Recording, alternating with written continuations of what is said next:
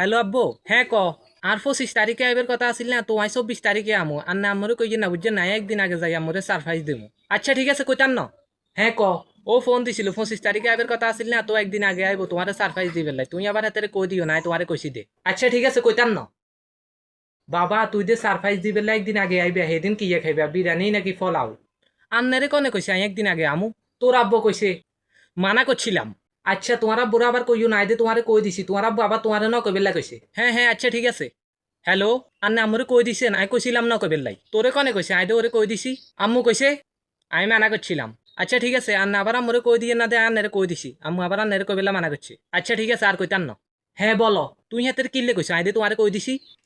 আন্নে কেন জানেন? আইদে ওরে কই দিছি। ও নিজে হবে আরে ফোন করি কইছে। কোনো কথা হেঁটেতে থাকে না কেন? আচ্ছা যাই হোক, তুই আবার হাতে কই দিও না, এতে আরে জায়গা কইছে আগে আবার আমি তোমারে কই দিছি। আচ্ছা। মা বেটা দোনো গাই একরকম, কিছু বুঝে না। বাপ বেটা দোনো গাই একরকম, কিছু বুঝে না। এই আম্মু আব্বুর হেঁড়ে কিচ্ছু থাকে না।